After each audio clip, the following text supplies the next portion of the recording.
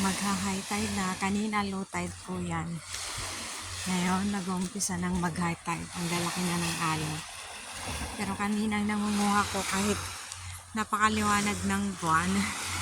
Nagilaw ako ang dami. Katatapos ko lang mga 4 something. Ngayon, ang lakas na oh. Grabe na ang alon.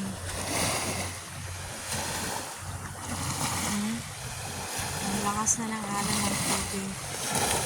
Ayan oh. Grabe. Bumabalik na kagad yung tubig oh. Ang bilis. Oh. Bigla na lang siya oh. Grabe, nagngangalit ang dagat. Oh. Wow. Ang bilis oh. Mag-high tide na kaagad. Ang galing.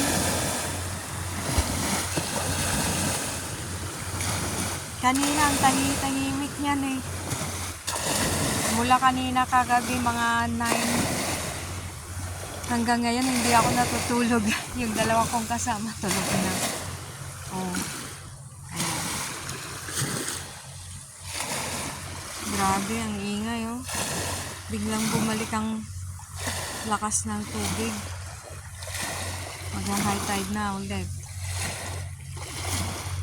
Napagod akong mag-ilaw ng mga crabs. Ang dami kong nailawan. Kanina, gising yung dalawa yung nasa blue na timba.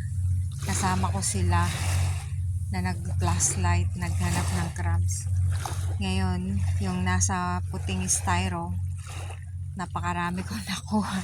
Mag-isa lang ako natulog yung dalawa. Oops! Tumigil ang hampas ng alon. Grabe. Ayan, ganito po yan. Hindi pa po ako nakatulog. Magpa 5 na. Ayan. Ayan yung Christmas tree ko. Yung tent ko. Yung dalawa wala silang ilaw. Tingnan ko nga yung ano ko.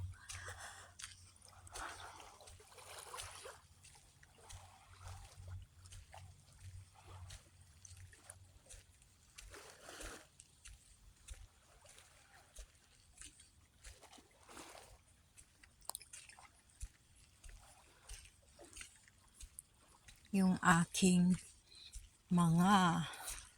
aking patibong